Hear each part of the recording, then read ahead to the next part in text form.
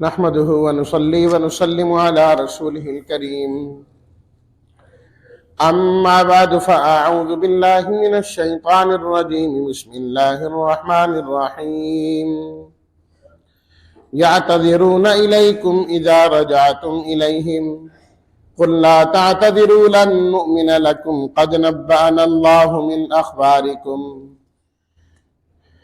صدق الله مولانا العظيم اللهم صل على سيدنا ومولانا محمد وعلى آلہ وأصحابہ وبارک وسلم۔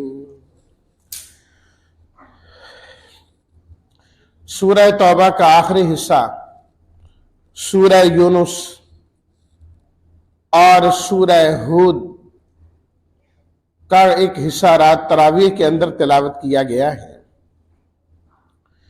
سورہ توبہ کے آخری حصے میں اللہ تعالیٰ نے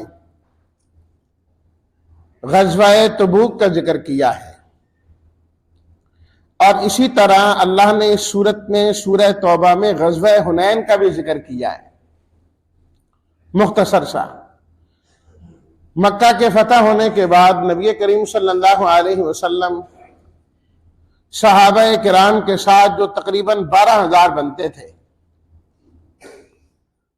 آپ حنین کی جانب تشریف لے گئے۔ مسلمان چونکہ ایک بہت بڑی تعداد میں تھے، عام طور پر اتنی بڑی تعداد میں پہلے کبھی نہیں آئے۔ مکہ بھی فتح ہوا تو 10,000 تھے، تو وہاں کے جو مسلمان تھے وہ بھی ساتھ شامل ہوں گے۔ تو جب مسلمان گئے، بڑے اتفاق سے اور اتحاد کے ساتھ لڑے۔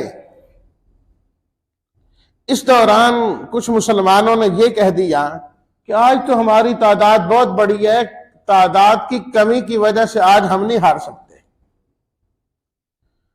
اللہ تعالیٰ کو یہ بات پسند نہیں آئی کہ ایمان والوں کے نظر تعداد پہ نہیں ہونی چاہیے، اللہ تعالیٰ کی ذات پہ ہونی چاہیے۔ فتح ہو گئی، مسلمان مال غنیمت جمع کرنے لگے۔ وہ جو حنین کے لوگ تھے بنو حوازن، وہ بڑے تیر انداز تھے، انہوں نے یک بارگی ہی جو ہے نا تیروں سے حملہ کر دیا۔ یہ تو اپنا اسلحہ اتار چکے تھے، تو وقتی طور پر مسلمان دائیں بائیں ہوئے۔ نبی کریم صلی اللہ علیہ وسلم اور چند ساتھی آپ کے ساتھ رہ گئے۔ آپ علیہ الصلوۃ والتسلیمات نے بلند آواز سے فرمایا، انا النبی لا کذب انا ابن عبد المطلب۔ فرمایا اللہ کا نبی ہوں، جھوٹا نہیں ہوں، بہادر ہوں، بہادروں کی اولاد ہوں، میدان چھوڑ کے بھاگنے والا نہیں ہوں، یہیں ڈٹا رہوں گا۔ حضرت عباس رضی اللہ تعالیٰ عنہ سے فرمایا اعلان کرو، بلاؤ ایمان والوں کو، کہاں گئے؟ بڑی بیعتیں کرتے تھے اور آج پیچھے ہٹ گئے۔ حضرت عباس کی آواز بڑی بلند تھی، انہوں نے اعلان کیا، بلایا، سارے صحابہ پھر جمع ہو گئے۔ اللہ تعالیٰ نے پھر فتح عطا فرما دی۔ بس درمیان میں یہ بتلانا تھا کہ کثرت پر نظر نہیں جانی چاہیے۔ یہ 12,000 اور مقابلے میں 4,000 لوگ تھے۔ فرمایا دیکھا، اللہ کی نصرت سے کامیابی ہوتی ہے، تعداد سے کچھ نہیں ہوتا۔ تو اس کا بھی ذکر کیا۔ جو غزوہ تبوک ہے، نبی کریم صلی اللہ علیہ وسلم کو سن 9 ہجری میں یہ معلوم ہوا کہ شام کا جو شاہ غسان ہے وہ رومیوں کی مدد لے کر مدینہ پر حملہ کرنا چاہتا ہے۔ اس کے عزائم کچھ اس طرح کے ہیں۔ تو آپ نے صلاۃ و تسلیمات نے فرمایا وہ یہاں نہیں آئیں گے، ہم جائیں گے اب چل کے۔ وہ آگے 21ویں پارے میں سورہ احزاب میں آئے گا غزوہ احزاب کے متعلق۔ جب وہاں سے کافر شکست خوردہ ہوئے تو نبی کریم صلی اللہ علیہ وسلم نے فرمایا اب وہ دن گئے کہ کافر چل کے مدینہ پر حملہ کرنے کے لیے آتے تھے۔ بدر میں آئے، احد میں آئے، احزاب میں آئے کافر۔ فرمایا آج کے بعد کافر نہیں آئیں گے، ہم چل کے جایا کریں گے۔ اب وہ دن چلے گئے۔ تو تبوک کے موقع پر بھی ایسا ہی ہوا۔ آپ علیہ الصلوۃ والتسلیمات کو معلوم ہوا، آپ نے اعلان کیا، فرمایا تیار ہو جاؤ، ہم جاتے ہیں اور جا کر مقابلہ ان کی زمین پر کریں گے، یہاں نہیں ہوگا۔ اللہ اکبر۔ گرمی کا موسم ہے، سفر لمبا ہے، کھجوریں پکی ہوئی ہیں، مدینے والوں کا زیادہ تر انحصار تو انہیں کھجوروں پر ہوتا تھا، لیکن قربان جائیے صحابہ کرام پر 30,000 کا لشکر تیار ہو گیا، 30,000 آدمی تیار ہو گئے،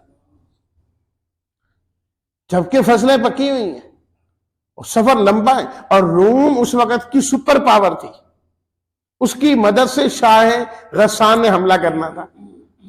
آپ علیہ الصلوۃ والتسلیمات وہاں تشریف لے گئے اور آپ نے روم کے بادشاہ کو خط لکھا، ایمان کی دعوت دی، کہا اسلام لاؤ، کامیاب ہو جاؤ گے، اسی میں تمہارے لیے کامیابی ہے۔ اس نے ابتدا میں تو کچھ اسلام لانے کا ارادہ کیا، لیکن اس کی جو عوام تھی نا، اس نے ساتھ نہ دیا، جس کی وجہ سے وہ محرومی ہو گئے۔ لیکن اس کا اتنا اثر ضرور ہوا کہ اس نے شامیوں کی، شاہ غسان کی جو مدد کرنی تھی نا، وہ چھوڑ دی، اس نے ایمان بھی نہیں لایا لیکن مدد بھی نہیں کی۔ اور جو شاہ غسان تھا وہ تو رومیوں کی قوت اور طاقت پر اٹا ہوا تھا نا، کہ اس کی وجہ سے میرا کام بنے گا۔ جب اتنا بڑا لشکر، تبوک اس کے بالکل قریب پڑتا تھا، اس سے آگے شام شروع ہوتا تھا، یہ آخری سرحد تھی اس زمانے میں، اور بہت لمبا سفر۔ نبی کریم صلی اللہ علیہ وسلم نے سب سے لمبا سفر جو فرمایا وہ تبوک کا، زمینی اور عام، ورنہ تو معراج کا سفر تو اس سے بھی لمبا ہے۔ تو آج بھی مدینہ منورہ سے تبوک جانا بہت مشکل ہے، 8-10 گھنٹے کا سفر ہے، آج بھی بسوں پر، آج بھی اتنا وقت لگتا ہے۔ تو پیدل جانا، زیادہ اونٹ اور یہ چیزیں، لشکر کا جانا کتنا مشکل ہے۔ تو شامی جو ہے نا وہ ڈر گئے، مقابلے کے لیے نکلے ہی نہیں۔ آپ علیہ الصلوۃ والتسلیمات اور آپ کے جو ساتھی تھے کئی دن وہاں پر رہے، تو جب وہ مقابلے میں ہی نہ آئے، ڈر گئے، انہوں نے اپنی شکست تسلیم کر لی، مسلمانوں کو اللہ نے فتح عطا فرما دی۔ پھر عملی طور پر اللہ نے یہ علاقے، شام اور یہ روم، حضرت عمر رضی اللہ تعالی عنہ کے زمانے میں فتح بھی فرما دی۔ شکست خوردہ پہلے ہو گئے لیکن مسلمانوں کے قبضے میں نہیں آئے، قبضے میں مسلمانوں کے حضرت عمر رضی اللہ تعالیٰ عنہ کے زمانے میں آئے۔ تو یہ غزوہ تبوک تھا۔ اللہ تعالیٰ نے غزوہ تبوک کے ذکر سے پہلے فرمایا، جہاد کا حکم دیتے ہوئے، یا ایھا الذین آمنوا ما لکم اذا قیل لکم انفروا فی سبیل اللہ ثاقلتم الی الارض، ایمان والو تمہیں کیا ہوا، تمہیں کہا جاتا ہے نکلو اللہ کے راستے میں جہاد کے لیے جاؤ، تم بوجھل بن کر زمین کے ساتھ چمٹتے جاتے ہو، نہیں ہم نے یہی رہنا ہے، ہم نے یہی رہنا ہے، مظلوموں کی پرواہ تمہیں نہیں، یتیموں کی پرواہ تمہیں نہیں، عورتوں کی پرواہ تمہیں نہیں، کیا ہوا، زمین کی طرف کیوں جاتے ہو، نکلو اللہ کے راستے میں۔ لیکن فرمایا یہ بھی یاد رکھ لو، اللہ کوئی تمہارا محتاج نہیں ہے کہ تم آؤ گے نکلو گے تب اللہ تعالیٰ ایمان والوں کو فتح دے گا، مسلمان کامیاب ہوں گے۔ فرمایا اللہ براہ راست بھی مدد کرنے پر قادر ہے۔ پھر اللہ تعالیٰ نے حوالہ دیا واقع ہجرت کا، خاص طور پر غار ثور کا۔ فرمایا دیکھتے نہیں نبی کریم صلی اللہ علیہ وسلم اور آپ کے ساتھ حضرت ابوبکر صدیق رضی اللہ تعالیٰ عنہ جب یہ دونوں غار میں تھے، کافر اور پورا مکہ آپ کے پیچھے لگا ہوا تھا، پکڑنا چاہتے تھے، لیکن اللہ نے اپنے نبی کی اور نبی کے صحابی کی مدد کی کہ نہیں کی۔ اذ ہما فی الغار، اس نہیں، جب وہ دو تھے اور دونوں غار کے اندر تھے، آپ علیہ الصلوۃ والتسلیمات جب تشریف لے گئے اس غار میں، اب بھی حج عمرے پہ جانے والے دیکھتے اس جگہ کو، اس پہاڑ کو، حضرت صدیق اکبر رضی اللہ تعالیٰ عنہ نے جب باہر دیکھا تو کافروں کے پاؤں نظر آ رہے ہیں، وہ کھڑے عرض کرنے لگے اگر کافروں نے ذرا جھک کے نیچے دیکھ لیا تو ہم تو نظر آ جائیں گے۔ آپ نے فرمایا اے ابو بکر، کیا گمان ہے آپ کا ان دو کے بارے میں جس کے ساتھ تیسرا اللہ ہو؟ یہ ہمارا کچھ نہیں بگاڑ سکتے۔ مکڑی نے جالا بنا دیے جلدی جلدی، کبوتری نے انڈے دے دیے۔ انہوں نے توجہ نے کہا یہ تو پرانی جگہ لگتی ہے، یہاں تو کوئی بھی نہیں ہوگا۔ فرمایا اللہ مدد کرنے پر آئے تو مکڑیوں سے بھی مدد کر لیتا ہے، ان کو بھی ذریعہ بنا دیتا ہے۔ ایمان والوں، اگر تم ذریعہ بن جاؤ تمہاری خوش قسمتی ہے۔ اللہ نے دین کو غالب کرنا ہے، لیکن غلبہ دین میں جو اپنا حصہ ڈالے گا اس کی خوش قسمتی ہے۔ اللہ نے اس قرآن کی حفاظت کرنی ہے، جو قرآن کی حفاظت کا ذریعہ بن جائے اس کی خوش قسمتی ہے۔ اللہ نے تو کرنا ہی کرنا ہے۔ غزوہ تبوک جس طرح میں نے ابھی عرض کیا، چونکہ ایک مشکل غزوہ تھا، ایک تو گرمی بہت زیادہ، سفر بہت لمبا، مدینہ میں کھجوریں پکی ہوئی سیزن ہے، اور مقابلہ اس وقت کی سپر پاور کے ساتھ ہے۔ سب سے بڑی طاقت اس وقت جو ہے ایران اور روم کی تھی، کیسر و کسرا جسے کہتے ہیں۔ روم کیسر تھے، کیسر و کسرا کے ساتھ، کیسر کے ساتھ مقابلہ ہے۔ تو اس موقع پر کئی جماعتیں وجود میں آئیں۔ ایک تو کافر تھے جن کا مقابلہ کرنے کے لیے جا رہے تھے، ان کا ذکر اللہ تعالیٰ نے کیا کہ یہ تو لعنتی اور برے جہنمی لوگ ہیں۔ نمبر 2، ایمان والوں کی 3 جماعتوں کا ذکر کیا گیا۔ ایک جماعت تو ایمان والوں کی وہ جنہوں نے اس موقع پر بڑھ چڑھ کر حصہ لیا، پیچھے ہٹے ہی نہیں۔ یہی وہ موقع تھا کہ حضرت عثمان رضی اللہ تعالیٰ عنہ نے 300 اونٹ بما سامان کے بھی دیے تھے، 10,000 درہم یا دینار اس کے علاوہ دیے تھے۔ دل کھول کے مسلمانوں نے مدد بھی کی اور ساتھ بھی گئے۔ اللہ نے بار بار کو تقریباً 7-8 مرتبہ ان کی تعریف کی ہے، فرمایا ان سے تو جنت کا وعدہ ہو گیا ہے۔ اللہ اکبر، وعد اللہ المؤمنین والمؤمنات جنات، فرمایا ہمارا وعدہ ہے۔ اور ایک جگہ فرمایا ہمارا عہد ہو گیا ان سے، ومن اوفی بعہدہ من اللہ، فرمایا رب سے بڑا کوئی معاہدے کو پورا کرنے والا نہیں ہے، ہمارا معاہدہ ہے کہ ان کو جنت میں بھیجیں گے ہم۔ اللہ اکبر۔ اور ایک جگہ فرمایا وَمَسَاكِنَ طَيِّبَةً، انہوں نے گرمی کے اندر مدینہ منورہ کو چھوڑا جبکہ کمائی کا سیزن تھا، انہوں نے عارضی طور پر کچھ دنوں کے لیے مدینہ کے گھروں کو چھوڑا، ہم اس کے مقابلے میں جنت کے محلات ان کو عطا فرمائیں گے۔ اور ایک جگہ فرمایا وَرِضْوَانٌ مِّنَ اللَّهِ، میں ان سب سے راضی ہو گیا ہوں، خوش کر دیا انہوں نے ہمیں۔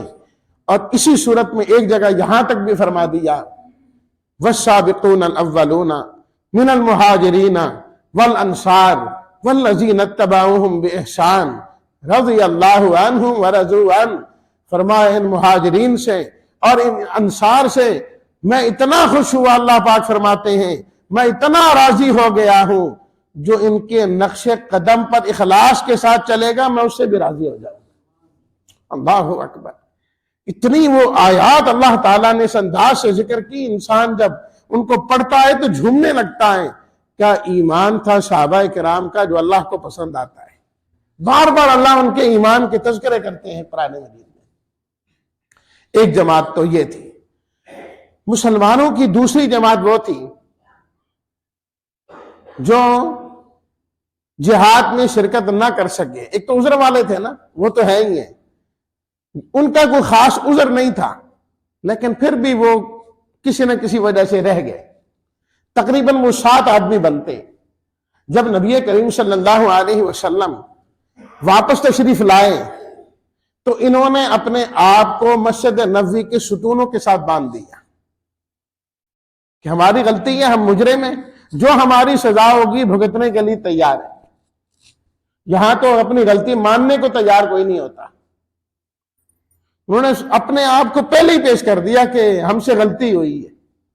حضرت ابو لبابہ رضی اللہ تعالیٰ عنہ بھی ان کے اندر شامل تھے۔ اللہ تعالیٰ نے ان کے لیے قرآن مجید کی آیت اتار دی، ٹھیک ہے ان سے کمی کوتاہی ہو گئی ہے، اللہ تعالیٰ اعلان کرتا ہے کہ ہم ان کو بھی معاف کرتے ہیں، ان کی بھی معافی ہے۔ اللہ اکبر۔ آیت نازل ہوئی، ان کو کہہ دیا گیا تمہاری بخشش ہو گئی، کہنے لگے نہیں، باندھا تو ہم نے اپنے آپ کو خود ہے، ہماری اگر توبہ قبول ہے تو اللہ کے نبی اپنے ہاتھوں سے ہمیں کھولے۔ آپ علیہ الصلوۃ والتسلیمات نے اپنے ہاتھوں سے ان کو کھولا ان ستونوں سے۔ اور آج بھی ریاض الجنہ کے اندر جانے والے جو وہاں جا کر نماز پڑھتے ہیں تو آج بھی حضرت ابو لبابہ کے نام کا ستون وہاں پر موجود ہے، استوانہ ابی لبابہ، اس پر آج بھی لکھا ہوا ہے۔ تو حضرت ابو لبابہ نے اپنے آپ کو اس کے ساتھ باندھا، یعنی یہی جگہ ہے۔ جب ان کی توبہ کا اعلان ہو گیا، اللہ اکبر، وہ لوگ کہنے لگے ہم مال کی وجہ سے نہیں جا پائے، یہ مال ہمارے لیے بہت بڑی نیکی میں رکاوٹ بن گیا، یہ مال ہم نہیں رکھنا چاہتے، آپ ہمارا مال قبول کر لیں۔ آپ علیہ الصلوۃ والتسلیمات نے فرمایا اللہ نے تمہاری توبہ قبول کرنے کا حکم دیا ہے، مال قبول کرنے کا حکم نہیں دیا، میں تمہارا مال نہیں لیتا۔ بڑے پریشان ہوئے کہ اس کا مطلب تو یہ ہوا کہ ہماری پھر توبہ پوری قبول نہیں ہے، ابھی تک مال نہیں قبول کیا جا رہا۔ اللہ اکبر۔ معلوم ہوا کہ جو کسی کو مال دے، دینے والے کا احسان نہیں، قبول کرنے والے کا احسان ہوتا ہے کہ اس نے قبول کر لیا ہے، یہ قبول ہو گیا ہے اس کا مال۔ اللہ نے قرآن کی آیت نازل کر دی، خذ من اموالہم صدقۃ تطہرہم وتزکیہم بہا وصلی علیہم ان صلاتک سکن لہم۔ میرے حبیب کوئی بات نہیں، آپ ان کا مال بھی کچھ نہ کچھ لے لیں اور ان کے حق میں دعا کر دیں، ان کی تسلی ہو جائے گی، سکون ہو جائے گا۔ اللہ اکبر۔ یہ ہے ایمان ان کا کہ اللہ پاک فرما رہے ہیں آپ قبول بھی کر لیں اور ان کے حق میں دعا بھی فرما دیں، تسکین ہوگی ان کو۔ تیسری جماعت ایمان والوں کی 3 آدمیوں پر مشتمل تھی، جن میں حضرت کعب تھے، حضرت ہلال تھے رضی اللہ تعالیٰ عنہما، اور حضرت مرارہ، 3 تھے۔ وہ بھی فرماتے ہیں کہ ہم بغیر عذر کے نہ جا سکے۔ جب آپ علیہ الصلوۃ والتسلیمات واپس تشریف لائے، بڑا لمبا ان کا واقعہ ہے، احادیث میں 2-3 فرقوں کے اندر ہے، بخاری شریف کے اندر لکھا ہوا، تو پورا تو سنانا کریں گے تو گھنٹہ تو اسی پر لگ جائے گا۔ انہوں نے اپنے آپ کو ستونوں سے بھی نہیں باندھا اور سیدھا سیدھا آ کر اپنا بیان کر دیا کہ ہم سے غلطی ہوئی ہے، ہم نہیں جا سکے، کوئی ہمارا عذر نہیں۔ فرمایا پھر ٹھیک ہے، اللہ تعالیٰ جو تمہارے متعلق فیصلہ کریں گے وہی ہوگا، میں تو اب کچھ نہیں کر سکتا۔ معاملہ مؤخر ہو گیا، کرتے کرتے کرتے کرتے 50 دن ایسے ہی گزر گئے، ایسے ہی گزر گئے۔ درمیان میں نبی کریم صلی اللہ علیہ وسلم نے دیگر ایمان والوں کو ان کے ساتھ گفتگو کرنے سے بھی منع فرما دیا کہ بات کرنا، بیویوں کو بھی کہا تم الگ ہو جاؤ، نہیں رہنا ان کے ساتھ، کیوں رہے ہیں پیچھے یہ۔ اللہ اکبر۔ اور مختلف جگہوں سے خطوط بھی آنے لگے ان کو کہ دیکھو تمہارے ساتھ ایسا ہو رہا ہے، آپ ہمارے پاس آ جاؤ، ہم تمہاری بڑی عزت کریں گے۔ حضرت کعب فرماتے ہیں وہ جو خط آیا ہے نا میرے پاس، میں نے جا کے سیدھا ہی تو نور میں ڈال دیا۔ میں نے کہا رب العالمین، آج یہ دن آ گیا کہ لوگ ہم سے امیدیں لگانے لگے، یہ کیسے ہو سکتا ہے؟ جو ہوگا رہیں گے اپنے نبی کے در پر، ہم یہ در چھوڑ کے جانے والے نہیں ہیں۔ 50 دنوں کے بعد اللہ تعالیٰ نے فرمایا ہم نے ان کی توبہ کو بھی قبول فرما لیا ہے۔ فرمایا ہم ان کی نیتوں کو جانتے تھے، ان کا گمان یہ تھا کہ اللہ کے علاوہ کوئی جائے پناہ نہیں ہے۔ فرمایا یہ زمین ان کو تنگ نظر آتی تھی باوجود کشادگی کے۔ توبہ کی حقیقت یہی ہے کہ انسان گناہ کرے تو زمین اس کے لیے تنگ ہو جائے اور اس کو یہ یقین ہو کہ پناہ دینے والا اور بچانے والا مجھے اللہ ہے، اب میں بچ نہیں سکوں گا۔ یہ ہوتی ہے توبہ کی اصل کیفیت۔ تو اس طرح اللہ نے یہ 3 جماعتیں ذکر کی۔ اس کے ساتھ ساتھ اللہ تعالیٰ نے منافقین کا بھی ذکر کیا۔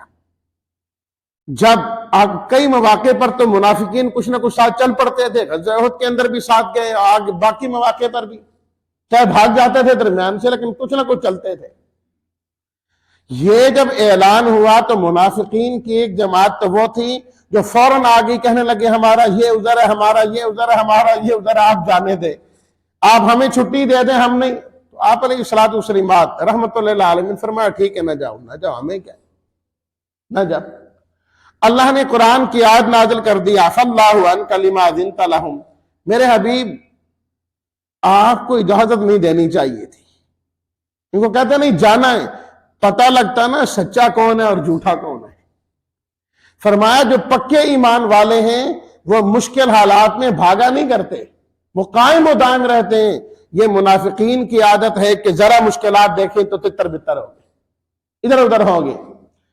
فرمایا ان کو کہو تم کچھ بھی کر لو، اللہ تعالیٰ نے تمہاری کوئی نیکی قبول نہیں کرنی، کر لو جو کچھ کرنا، خرچ کرو، نمازیں پڑھو، کچھ کرو، اللہ نے قبول نہیں کرنا۔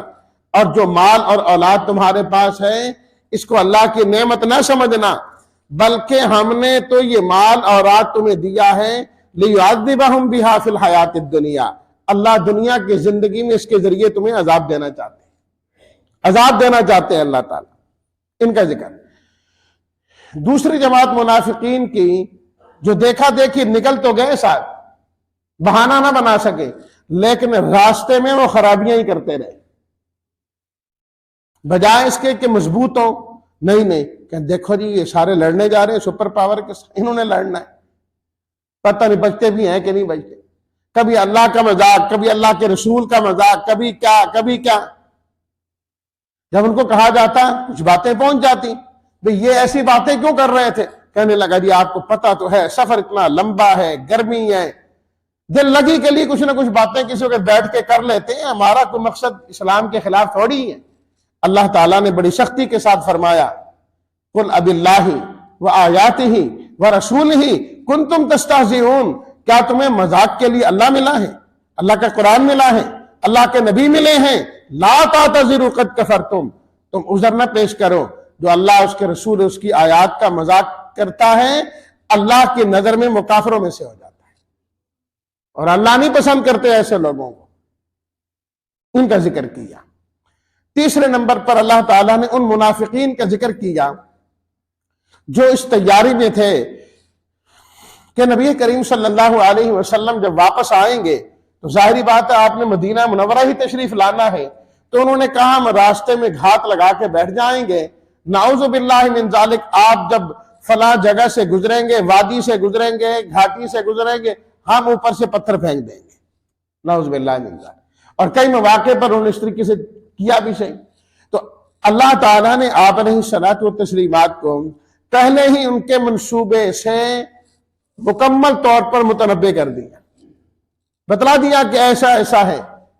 تو آپ نے راستہ بھی بدلا اور ان سے فرمایا کہ تمہاری چالاکیوں کا پتہ لگ گیا، کہنے لگے نہیں، فرمایا یہ قسمیں کھاتے ہیں، جھوٹی قسمیں کھاتے ہیں، جو مرضی کر لیں، فرمایا اللہ نے ان کی مغفرت کبھی نہیں کرنی۔ اور اللہ نے قرآن مجید کی آیت بھی نازل کر دی، استغفر لہم او لا تستغفر لہم ان تستغفر لہم 70 مرۃ فلن یغفر اللہ لہم، آپ 70 مرتبہ بھی ان کے لیے استغفار کریں اللہ قبول نہیں فرمائیں گے۔ اور واضح اعلان کر دیا وَلَا تُصَلِّ عَلَىٰ أَحَدٍ مِّنْهُمْ مَاتَ أَبَدًا وَلَا تَقُمْ عَلَىٰ قَبْرِهِ، فرمایا کہ ان منافقین میں سے کوئی مر جائے آپ نے نماز جنازہ بھی نہیں پڑھا۔ عبداللہ بن ابی کی نماز جنازہ کے لیے آپ تیار ہوئے، حضرت عمر نے منع فرمایا، آپ نے پھر بھی پڑھائی، اللہ نے آیت نازل کر دی کہ اس کے بعد آپ کسی منافق کا جنازہ بھی نہیں پڑھا سکتے۔ اسی طرح منافقین کا ایک گروہ وہ تھا جنہوں نے مسجد قباء کے قریب ایک مسجد نامی جگہ منتخب کی۔ ابو عامر ایک راہب تھا جو نصرانی بن گیا، بھاگ گیا یہاں سے، رومیوں کے پاس گیا، اس نے خط لکھا اپنے ساتھیوں کو، منافقوں کو، کہ تم کسی جگہ کا انتخاب کرو، وہاں اسلحہ جمع کرو، میں تمہیں بھیجا کروں گا، اور جب ہم مضبوط ہو جائیں گے تو ان مسلمانوں پر حملہ کر دیں گے۔ اب انہوں نے مسلمانوں کو دھوکہ دینے کے لیے آپ علیہ الصلوٰۃ والتسلیمات سے یہ عرض کیا کہ ہم ایک مسجد بنا رہے ہیں، تو آپ یوں کریں کہ تشریف لے آئیں، وہاں پر نماز پڑھا دیں تاکہ مسجد کا آغاز ہو جائے، تو ہمیں مسجد قباء دور پڑتی ہے، مسجد نبوی تو اور دور ہے، تو جانا مشکل ہوتا ہے، تم اپنے محلے کی مسجد میں نماز پڑھ لیا کریں گے۔ آپ نے فرمایا چلو ابھی تمہیں جہاد کے لیے جا رہا ہوں تبوک پر، واپسی پر انشاءاللہ جو ہے نا میں حاضر ہوں گا۔ اللہ تعالیٰ نے واپسی پر قرآن مجید کی آیت نازل کر دی، والذین اتخذوا مسجدا ضرارا وکفرا وتفریقا بین المؤمنین وارشادا لمن حارب اللہ ورسولہ۔ فرمایا کہ انہوں نے مسجد کا نام دے کر مسلمانوں کو تکلیف پہنچانا چاہا ہے، کفر پھیلانا چاہا ہے، اللہ کے دشمنوں کی پناہ گاہ بننے جا رہی ہے یہ۔ لا تقم فیہ ابدا، آپ اس میں کبھی بھی نہ جائیں، آپ نے نہیں جانا۔ لمسجد اسس علی التقوی من اول یوم احق ان تقوم فیہ، اللہ نے مسجد قباء کی تعریف کی، وہاں کے رہنے والوں کی تعریف کی، اور یہ آیت آج بھی مسجد قباء کے اوپر لکھی ہوئی ہے، لمسجد اسس علی التقوی من اول یوم احق ان تقوم فیہ۔ فرمایا مسجد قباء وہ ہے جس کی بنیاد تقوی پر ہے، پہلے ہی دن سے آپ وہیں جایا کریں، وہاں آپ جائیں، اور وہاں کے لوگ فرمایا پاکی پسند ہیں، اور اللہ بھی پاک لوگوں کو پسند کیا کرتے ہیں۔ آپ علیہ الصلوۃ والتسلیمات عام طور پر ہفتے والے دن فجر کی نماز مسجد نبوی میں پڑھاتے ہیں، اور اس کے بعد کبھی پیدل اور کبھی سواری پر آپ مسجد قباء تشریف لے جایا کرتے تھے، اور وہاں جا کر آپ نفل ادا کرتے، کیونکہ اللہ نے فرمایا آپ وہاں جا کر ٹھہرے، وہاں پر آپ جائیں، یہاں نہیں، ان تقوم فی۔ اور آپ نے فضیلت بھی بیان کی، جو پاکی حاصل کر کے جائے اور وہاں جا کر نفل ادا کرے، اللہ اسے مقبول عمرے کا ثواب عطا فرماتا۔ تو فرمایا ان منافقوں کی باتوں میں نہیں آنا۔ اور پھر نبی کریم صلی اللہ علیہ وسلم کی بھی اللہ نے شان بیان کی، اور بھی بہت ساری آیات ہیں، وقت نہیں ہے کہ میں ان کی طرف جاؤں۔ لقد جاءکم رسول من انفسکم عزیز علیہ ما عنتم، ایمان والو غنیمت سمجھو، اللہ نے عظیم الشان پیغمبر تمہیں عطا کیے ہیں۔ فرمایا جو تمہاری مشکلات نہ دیکھ سکتے ہیں نہ برداشت کر سکتے ہیں، اور ایمان والوں کی خیر کے تو انتہائی حریص ہیں، انتہائی حرص ہے ان کے اندر کہ ایمان والے خیر والے بن جائیں، ان کو خیر پہنچ جائیں۔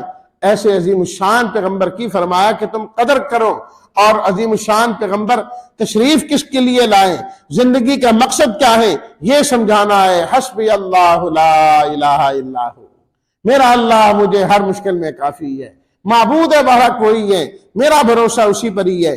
سورہ یونس شروع ہوتی ہے، صرف تھوڑی سی دو باتیں۔ اللہ تعالیٰ نے اس سورت کے اندر اپنی توحید بیان فرمائی بڑی وضاحت کے ساتھ کہ سب کچھ کرنے والی ذات اللہ کی ہے۔ فرمایا جو تم غیر کو معبود سمجھتے ہو نا، اس نیت کے ساتھ کہ یہ مشکلات میں ہمارے کام آئیں گے، انہوں نے کبھی تمہارے کام نہیں آنا۔ فرمایا تم خود دیکھو، جب تم ہر طرف سے نا امید ہو جاتے ہو تو آخر میں کس کو بلایا کرتے ہو؟ ایک اللہ کو ہی۔ اس وقت تو ان سے بھی امیدیں ختم ہو جاتی ہیں تمہیں، تو جب ہر طرف سے امید ختم ہوئی، ایک اللہ کو بلاتے ہو اور پکارتے ہو تو ہر حال میں اللہ کو بلانے والے بن جائیں۔ فرمایا کہ جب تمہاری کشتی بھنور میں پھنستی ہے تو بتاؤ تمہیں بھنور سے کون نکالتا ہے؟ ان کا بھی عقیدہ تھا کہ بھنور میں پھنسی کشتی کو اللہ کے علاوہ کوئی نہیں نکال سکتا۔ فرمایا پھر مانو نا، ہر مشکل سے نکالنے والا اللہ۔ فرمایا جب قیامت کا دن ہوگا، وَيَوْمَ نَحْشُرُهُمْ جَمِيعًا، ہم تمہیں لائیں گے، جن کو تم شریک ٹھہراتے رہے ان کو لائیں گے، کھڑا کر دیں گے آمنے سامنے، ہاں جی اب کرو بات۔ تو وہ عبادت کرنے والے کہیں گے ہم تو تمہاری عبادت کرتے رہے، ہم تو تمہارے سجدے کرتے رہے، تمہارے نام کے نظر و نیاز دیتے رہے۔ وہ آگے سے کہیں گے ہیں ما کنتم ایانا تعبدون، تم کوئی ہماری عبادت نہیں کرتے رہے، کوئی نہیں ہمیں سجدے کیے، نظر و نیاز دی، کچھ بھی نہیں۔ کہیں گے نہیں ہم نے تو سب کچھ کیا۔ وہ کہیں گے اللہ گواہ ہے کہ ہمیں تمہاری عبادت کا کوئی پتہ نہیں تھا، نہ ہم نے تمہیں حکم دیا تھا نہ ہمیں پتہ ہے۔ فرمایا پوچھتے ہو ان کو جن کو تمہاری عبادت کا پتہ نہیں، چھوڑتے ہو اس کو جو تمہارے سینوں کی باتوں کو بھی جانتا ہے، اسے رب کو چھوڑتے ہیں جو خود کہتا ہے مجھے بلاؤ پکارو میں تمہاری پکار کو سنوں گا۔ فرمایا یہ قرآن یہی رہنمائی کرنے کے لیے آیا ہے۔ فرمایا یہ قرآن قد جاءتکم موعظۃ من ربکم، یہ رب کی جانب سے تمہارے لیے نصیحت ہے اور تمہارے لیے شفا ہے، ہدایت ہے، رحمت ہے، اللہ کا فضل ہے، اس پر خوش ہوا کرو۔ قوم نوح کا ذکر کیا اللہ نے، فرمایا غیر اللہ کی عبادت کرتی تھی نا، جب اللہ کی پکڑ آئی تو ان بتوں نے اللہ کے عذاب سے بچایا ان کو؟ نہیں بچا سکے۔ کہا فرعون کو دیکھو، موسیٰ علیہ السلام کا حوالہ دیا کہ ان لوگوں نے اللہ کو چھوڑ کے اوروں کی عبادت کی، فرعون کو سجدہ کیا کرتے تھے، لیکن اللہ کی پکڑ آئی، نہ فرعون ان کو بچا سکا، نہ فرعون خود بچ سکا۔ جس دریا اور نہر کے بارے میں کہتا تھا نا، ہذہ الانہار تجری من تحتی، یہ نہریں میرے حکم سے چلتی ہیں، اللہ نے اسی میں ڈبو کے دکھا دی۔ اور اس وقت وہ کہنے لگا میں اس اللہ پر ایمان لاتا ہوں جس پر حضرت موسیٰ ایمان کی دعوت دیتے ہیں۔ اللہ نے فرمایا الآن وقد عصیت قبل وکنت من المفسدین، اب یہ کہتا ہے پوری زندگی بڑے فساد کی ہے، تیری بات معتبر نہیں۔ اب جب آخرت کی چیزیں نظر آنا شروع ہو جائیں پھر ایمان قابل قبول نہیں۔ ہاں پہلے ایمان لاؤ تو تمہیں فائدہ ہوگا۔ قوم یونس کا ذکر کیا، ایمان لائے، آیا ہوا عذاب بھی اللہ نے ٹال دیا ان سے، ان کی توبہ اور استغفار کی وجہ سے۔